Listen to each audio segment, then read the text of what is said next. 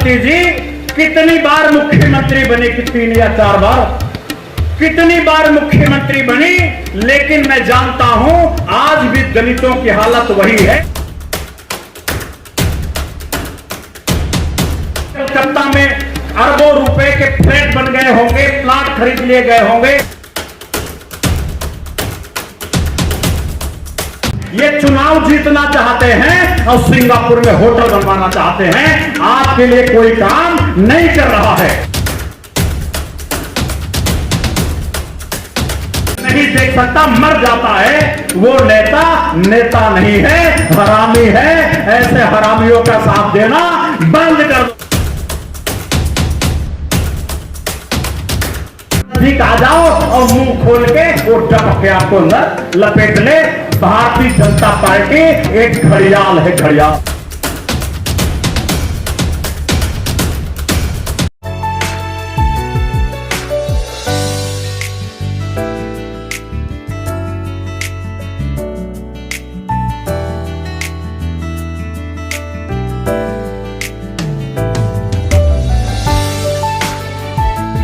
सभी जातियों के इनकम टैक्स देने वाले 3% आदमी अखाड़े में लंगोटा पहन के लड़ रहे हैं। एक हिंदू पहलवान है, एक मुसलमान, एक ओबीसी पहलवान है, एक यादव पहलवान है, एक दलित पहलवान है, लेकिन बाकी 97% आदमी वो खाली अखाड़े के बाहर तालियां बजाने के लिए रिजर्व किए गए हैं। तुम तालियां बजाओ, तुमने 75 साल तालियां बजाया, तुम्हारी जाति का आदमी एमपी बन गया, मुख्यमंत्री बन गया, तो तुम ये समझो कि तुम ही बन गए। अगर वो काजू किशमिश खाया तो डकार तुम लो, क्योंकि तुम्हारे पेट में गया। और अगर वो हेलीकॉप्टर में चलता है तो तुम महसूस करो कि तुम हेलीकॉप्टर में चल रहे हो। ये इस तरह की एक नकली बात भांग पिलाया गया कि तुम्हारी जाति का एमपी नहीं बनेगा, प्रधानमंत्री राष्ट्रपति नहीं बनेगा तो तुम पिछड़े रहोगे, तुम्हें नौकरी नहीं मिलेगी, तुम्हारे घर में पैसे की तंगी रहेगी, तुम्हारी जिंदगी बर्बाद रहेगी। हमारे देश में राष्ट्रपति बन गई द्रौपदी मुर्मू जी, तो क्या देश के सारे एसटी अनुसूचित जनजाति के लोगों के घर में दूध भात पहुंच गया खाने को? उनके बच्चे दूध पी रहे हैं क्या? काजू किशमिश बादाम खा रहे हैं क्या? लेकिन हमारे देश में भांग पिलाना और नशा पिलाना राजनीति बन गई है। और ये नशा जो जितना पिला पाएगा, इंजेक्शन मार पाएगा, उतना बड़ा नेता है।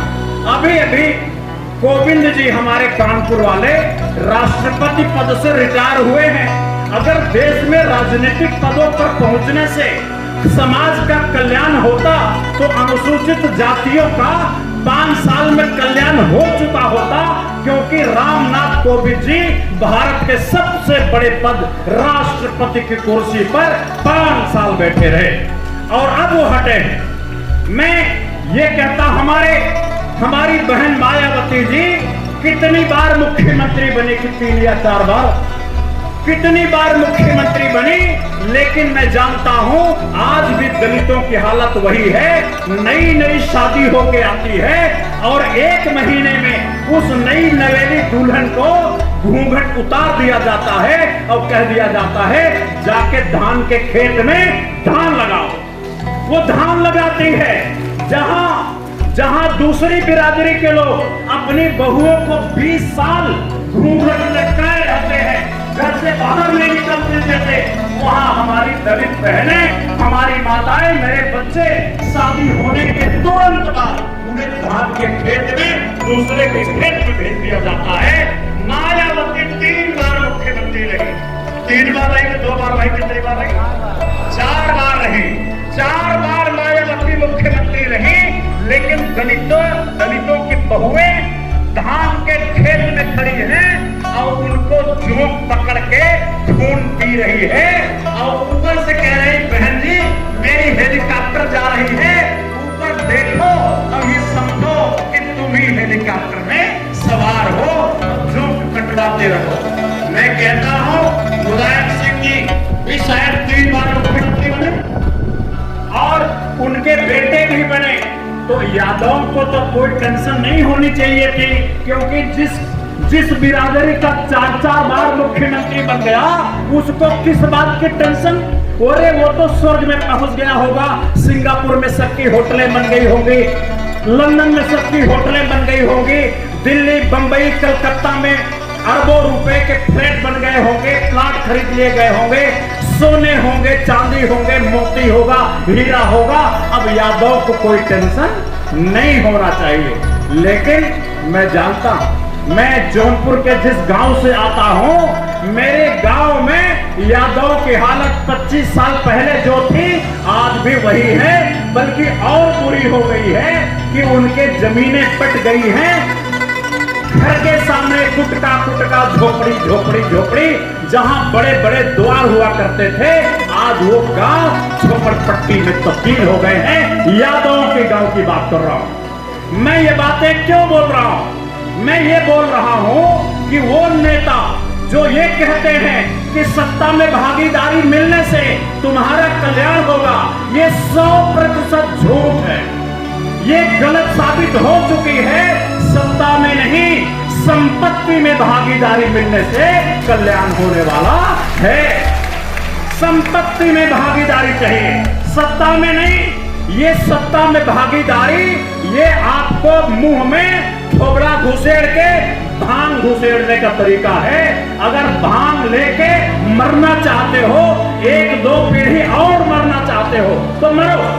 लेकिन मैं आपको याद दिलाना चाहता हूं कि इसी बात को लेके मैंने पार्लियामेंट के 400 सांसदों को गोलबंद किया और मैंने कहा कि आप एमपी बन गए, क्या आपकी बिरादरी के, आपके चुनाव क्षेत्र के सारे लोग संपन्न हो गए, आबाद हो गए? उन्होंने कहा ऐसा नहीं हो सकता। अगर नहीं हो सकता तो मैंने कहा कि 8,435 रुपया सारे वोटरों को देने का कानून बनाया जाए। आप समर्थन में हो कि नहीं? सारे एमपी समर्थन में आ गए और 137 सांसदों ने पार्लियामेंट में नोटिस दिया। 35 सांसदों ने बहस की मांग की और बहस तय होने के बाद भी पार्लियामेंट का आकस्मिक सत्रावसान करके बंद कर दिया गया और ये कह दिया गया कि ये बहस नहीं, स्टैंडिंग कमेटी जब रिपोर्ट देगी तब होगा। और स्टैंडिंग कमेटी की रिपोर्ट भी 2011 में गोयल समिति की रिपोर्ट आ गई। उसमें मान लिया गया कि देश के वोटरों को जो इनकम टैक्स नहीं देते हैं उन सब लोगों को 8,435 रुपया, देश की वह पैसा जो एक वोटर के हिस्से में है उसकी आधी रकम लोगों के खाते में भेजा जाना चाहिए। मेरे भाई कांग्रेस की सरकार थी, कांग्रेस ने क्या किया? केवल ये बहका दिया कि हम जल्दी ही पैसा देंगे, पहले आंखों की पुतलियों की फोटो खींच लें। आंखों की फोटो खींचने के लिए आधार कार्ड का कानून बनाया और कानून बना के पैसा नहीं दिया। इसके बाद मोदी जी आ गए। हालांकि मोदी जी क्यों आए? अगर वोटरशिप का प्रस्ताव संसद में पेश ना हुआ होता तो मोदी जी ना आते, ये कहानी अलग है, फिर कभी बताऊंगा। लेकिन मोदी जी आते ही 2015 में सबके खाते खुलवाए जबरदस्ती। खाते खोलो, जीरो बैलेंस के वो खाते खोले गए, लेकिन उसमें भी पैसा नहीं आया। 2016 में पार्लियामेंट से बेसिक इनकम का प्रस्ताव पास कराया गया कि 2600 रुपए देश के लोगों को दिया जाए, लेकिन प्रस्ताव पास हो गया, लोगों को पैसा नहीं मिला। 2019 में उसी की नकल करके मोदी जी ने 500 रुपया किसान सम्मान निधि दिया। जहां 8,500 रुपया देना था वहां केवल 500 रुपया दिया, वो भी परिवार के केवल एक आदमी को दिया, बुढ़े को, और किसी को नहीं। 500 दिया और ये कहा कि मैं 5 किलो अनाज देता हूं। 5 किलो अनाज लोग पाके वोट देने लगे, लेकिन देश के लोगों को ये नहीं मालूम कि संसद की गोयल कमेटी ने 8,500 रुपया देने का रिपोर्ट दिया है, सिफारिश किया है। लेकिन ये जो नेता हैं जो ठेकेदारी कर रहे हैं कि मैं आपकी भलाई के लिए काम कर रहा हूं, ये आपकी भलाई के लिए काम नहीं कर रहे हैं। ये चुनाव जीतना चाहते हैं और सिंगापुर में होटल बनवाना चाहते हैं। आपके लिए कोई काम नहीं कर रहा है। कोई दलित नेता दलितों के लिए काम नहीं कर रहा, कोई ओबीसी का नेता ओबीसी के लिए काम नहीं कर रहा है। ये चुनाव बन के अमीर लोग हैं, 20 करोड़ रुपए खर्चा करेंगे और 200 करोड़ रुपए कमाएंगे, अपने बेटे को देहरादून, लंदन, अमेरिका में पढ़ाएंगे और उनके बेटे को आप अपना बेटा मान लेना और आप वही मुर्गी खाने में पड़े रहना और इनकी हवेलियां देख के तालियां बजाते रहना। मेरी जाति की हवेली है। मेरे भाइयों, मेरे मित्रों, मैं इस देश से एक दवाई बनाया हूं। दवाई, ये धान के खेत में मोथे उग जाते हैं, घास, तो एक दवा आती है, उसके स्प्रे किया जाता है। जब स्प्रे करते हैं तो मोथा मोथा जल जाता है और धान धान बच जाता है। ये वोटरशिप और राजनीति सुधारने के जो 24 सूत्र वोटर्स पार्टी इंटरनेशनल ने तैयार किए हैं और 1,07,000 प्रशिक्षित कैडर तैयार किए हैं, इनके माध्यम से हम एक दवाई छिड़क रहे हैं। इसमें जो मोथा टाइप नेता हैं ये मरेंगे और जो धान टाइप हैं ये बचेंगे। मेरे मित्रों, मैं ऐलान करता हूं, ये नकली नेताओं के दिन अब केवल कुछ दिन बचे हैं। आप ये नहीं कह सकते कि मैं बादाम खाऊंगा और डकार मेरी जाति के मुंह से निकलेगी। अब ये कोई मानने वाला नहीं है। लोगों को पैसा चाहिए, 8,500 रुपया महंगाई भत्ता सबको मिलेगा। गोयल कमेटी की रिपोर्ट लागू होगी तो बात बनेगी, नहीं लागू होगी तो हम किसी भी पार्टी का, किसी भी नेता का, कितना भी दूर दूल्हा हो, मेरी जाति का हो, मेरा रिश्तेदार हो, मेरा पड़ोसी हो, हम उसको साथ नहीं देंगे। इस बात की कसम खाते हैं। मेरी ये बात कितने लोग संकल्प लेते हैं, जरा हाथ उठा के बताएंगे। ये बात ठीक है? ये बताओ, आप नीचे करिए, ये नकली नेता मरने चाहिए कि नहीं मरने चाहिए? नेता राज, वोटर राज, नेता राज, वोटर राज, ये मंत्र याद कर लो और जब नेता आए तो नेताओं की छाती पर बोलो। जो वोटरशिप की बात नहीं करता वो हरामी नेता है, हरामी, नकली नेता है, नकली। जो अपने वोटर की भलाई नहीं देख सकता, जो अपने वोटर का मकान नहीं देख सकता, जो अपने वोटर को मोटरसाइकिल पर बनाता हुआ नहीं देख सकता, मर जाता है, वो नेता नहीं है, हरामी है। ऐसे हरामियों का साथ देना बंद कर दो मेरे भाइयों, बंद करो। और आपको मैं बता दूं, आप ये कह रहे होंगे कि विश्वात्मा जी ये तीसरा मोर्चा बीपी यादव जी के साथ मिलकर क्यों बना रहे हैं। मैं आपको बता देता हूं क्यों बना रहा हूं। मैं ये तीसरा मोर्चा इसलिए बना रहा हूं कि ये जो मोदी का गठबंधन है एनडीए, इसने 10 साल राज किया और 10 साल में ये गोयल की सिफारिशों को लागू नहीं किया। वोटरों को 8,000 देने का कानून नहीं बनाया। और अब ये जो राहुल गांधी जी हैं, दिल्ली में कांग्रेस वालों ने एक नया टेंट बना लिया है। उस टेंट का नाम क्या रखा है? इंडिया। और ये जो टेंट है, ये टेंट वाले भी गोयल कमेटी की सिफारिशों को लागू करने के लिए तैयार नहीं है। एक बात बताओ, हम एनडीए में चले जाएं तो आप ये बताओ, क्या हम कांग्रेस वाले टेंट में चले जाएं तो तीसरा मोर्चा बनना चाहिए कि नहीं बनना चाहिए? कितने लोग मानते हैं बनना चाहिए? हाथ उठा बताएं। बनना चाहिए ना? इसलिए भाई मैं यही कह रहा हूं, आप लोग थोड़ा विश्वास किया करो। हम जो करते हैं वो सोच समझ के करते हैं। भारतीय जनता पार्टी ने ये आवाज 70 साल उठाया कि हिंदुस्तान को तोड़ दिया गया, 2 हिस्से में काट दिया गया, पाकिस्तान और बांग्लादेश बना दिया गया। लेकिन मैं पूछता हूं, भारतीय जनता पार्टी ने 10 साल राज किया, भारत पाकिस्तान बांग्लादेश को जोड़ने के लिए क्या किया? कुछ किया?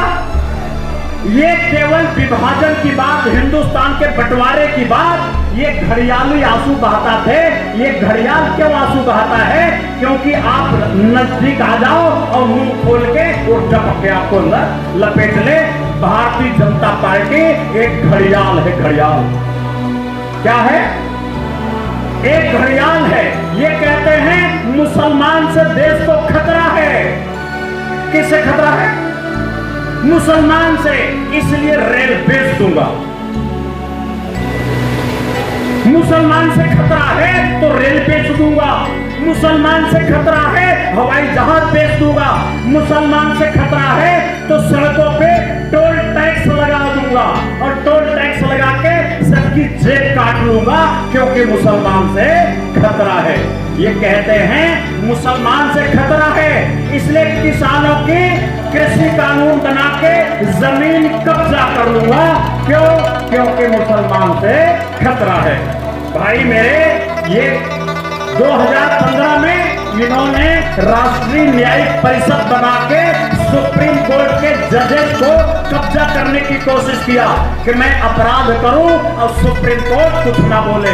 लेकिन मैं सुप्रीम कोर्ट में खड़ा हो गया, बहस किया और मैंने कहा कि अगर सरकार की बात को मान लिया गया तो देश में संविधान का शासन खत्म हो जाएगा। अगर सुप्रीम कोर्ट संविधान के शासन को खत्म करना चाहता है तो सरकार की राष्ट्रीय न्यायिक परिषद की बात माने या नहीं माने। 2016 में इन्होंने कहा मुसलमान से खतरा है। मुसलमान से खतरा है, इसलिए 1000 की नोट और 1000 की और 500 की नोट बंद कर दूंगा।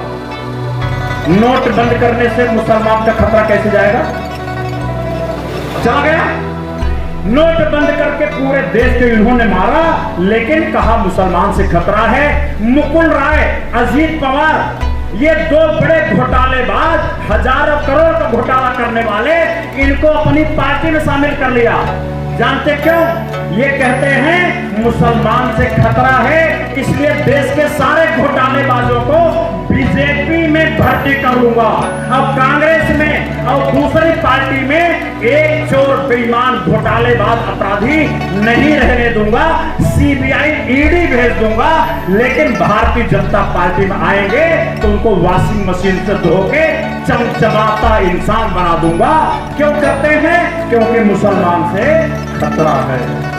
मुसलमान से खतरा है। ये बोले राफेल की जहाज खरीद कर आए, 600 की जहाज को खरीद लिया 2200 में। रतन लाल जी बताएंगे बढ़िया आंकड़ा, सही में कितनी रकम थी ये लोग बताएंगे। लगभग 3 गुना।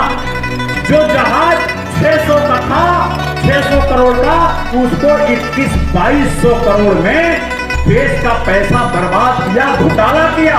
और क्या किया? कहते मैंने राफेल का ज्यादा पैसा इसलिए दिया क्योंकि मुसलमान से खतरा है। क्यों दिया? मुसलमान से खतरा है। ये रात में 2 बजे सीबीआई के डायरेक्टर को नौकरी से निकाल दिए, रात में 2 बजे। और जानते क्यों? अगर वो डायरेक्टर रह जाता तो सवेरे नरेंद्र मोदी पे मुकदमा दर्ज कर लेता राफेल का और मोदी जी जेल चले जाते। ये इतना न इनको लाज है न शर्म है। सीबीआई के डायरेक्टर को रात में 2 बजे क्यों बर्खास्त किया? जानते हो क्या कारण है? बोले मुसलमान से खतरा है। मुसलमान से खतरा है, इसलिए अरुणाचल प्रदेश की गैलवान घाटी की तमाम भारत की जमीन को चीन को दे दिया। और चीन से कितना पैसा लिया ये तो हमारे प्रधानमंत्री जी जाने। ये भारत की जमीन चीन को क्यों दे दिया?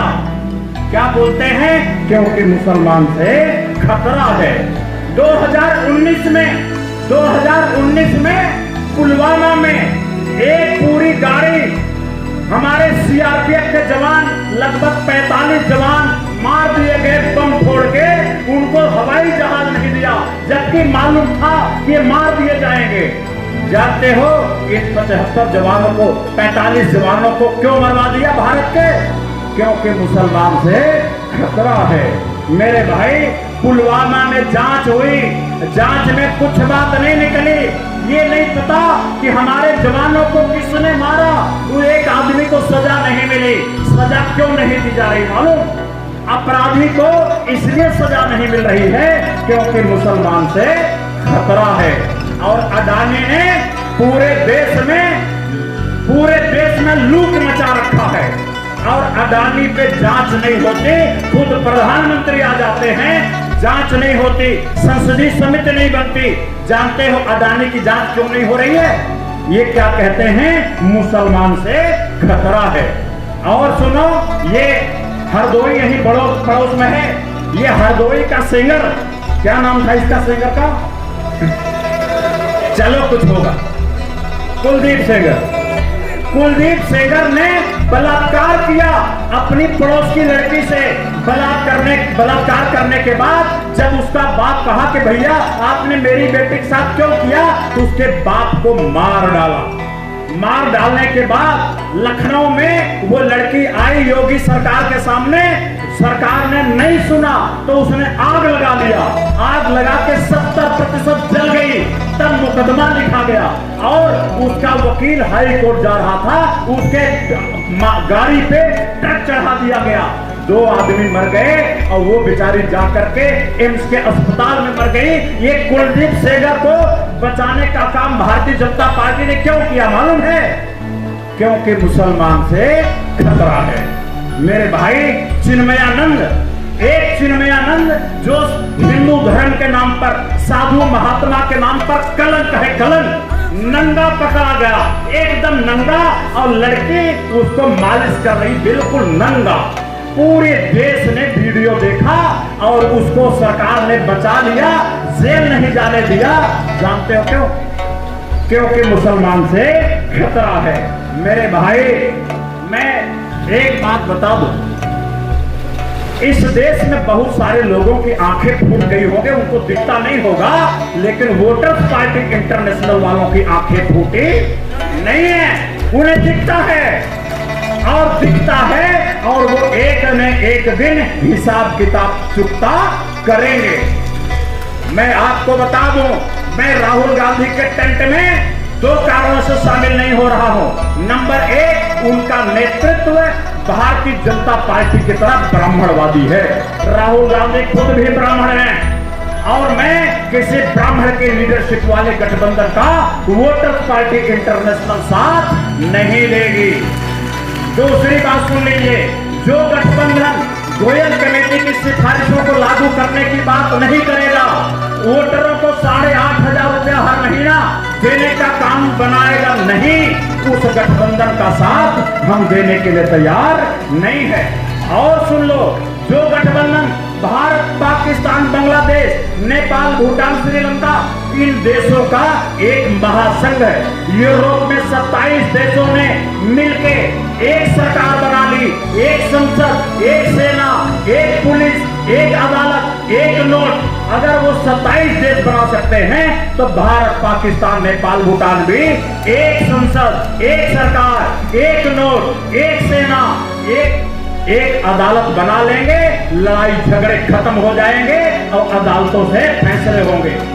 ये 3 बातें जो नहीं मानेगा, हम लोग उसके साथ देने के लिए तैयार नहीं हैं। चाहे पूरी उम्र गुजर जाए, लड़ते लड़ते जिंदगी चली जाए, लेकिन हम पांव पीछे रखने वाले नहीं हैं। मेरे भाई, ये जो इंडिया गठबंधन बना है, इसमें कैसे फैसले लिए जाते हैं उनकी पार्टियों को नहीं मालूम।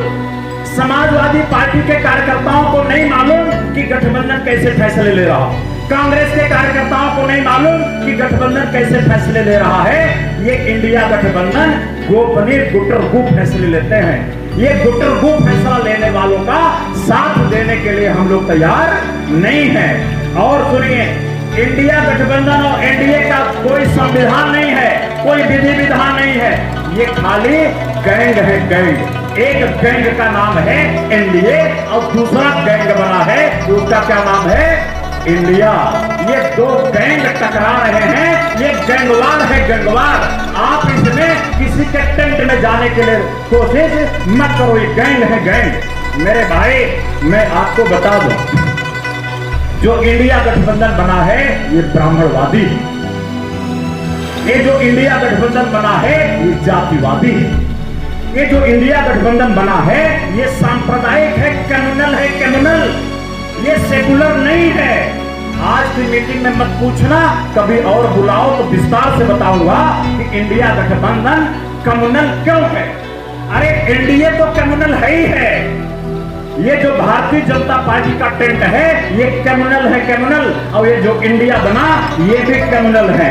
और बता दूं इनका कोई विधि विधान, कोई सोच, कोई नियम, कोई नीति, कोई रीति, कोई सिस्टम कुछ भी नहीं है। ये 1977 में जैसे जनता पार्टी बनी थी वो सारे नेता कि इंदिरा गांधी हटाओ और कुर्सी पे जाओ, इंदिरा गांधी हटाओ, और जब हट गई कुर्सी पे चले गए तो बड़ी बड़ी बातें करने वाले, संपूर्ण क्रांति कर नाम लेने वाले कोटा फाड़ने लगे कि तू प्रधानमंत्री कि मैं प्रधानमंत्री, तू मैं करते करते लुढ़क गए, खत्म हो गया इंडिया गठबंधन।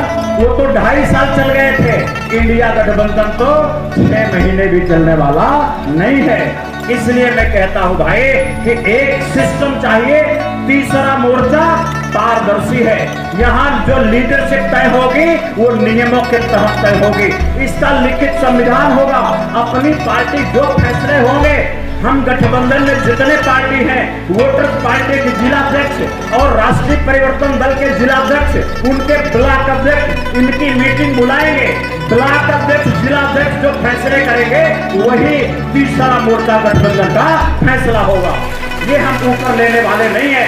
ये जो एनडीए गठबंधन है, इंडिया गठबंधन है, ये अपनी अपनी पार्टियों के जिलाध्यक्षों को शूद्र मानते हैं, नीच मानते हो, घटिया मानते हैं, उनके साथ बैठना पसंद नहीं करते। उनको तो ऐसी नजर से देखते हैं कि जैसे अभी पाए तो कच्चे खा जाएं, और इनका जिलाध्यक्ष कुत्ते की तरह पूंछ दुमदुमा के ऐसे हिलता है, ये जिलाध्यक्ष की कोई कदर नहीं।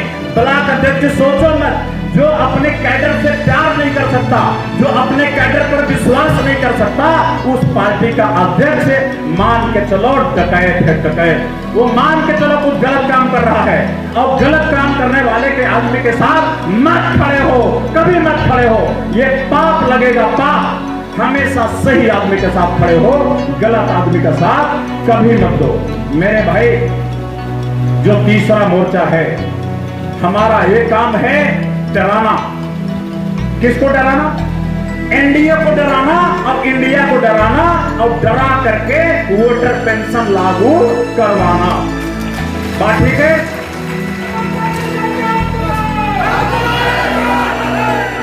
रुको भाई, अरे रुको, अरे बोलने दो। अरे मुझे पता, ओ नहीं, एकदम हम आज मौका है।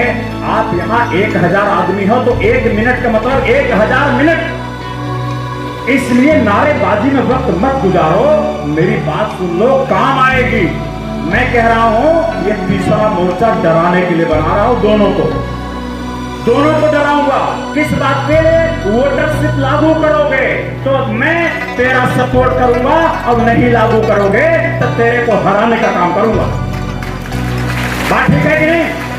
इसी तरह से भारत, पाकिस्तान, नेपाल, भूटान, बांग्लादेश का महासंघ बनाओगे तो तुम्हारा सपोर्ट करूंगा, और अगर लड़ाई झगड़ा कराओगे, युद्ध करोगे, तो हम तुम्हें चुनाव में हराने का काम करेंगे।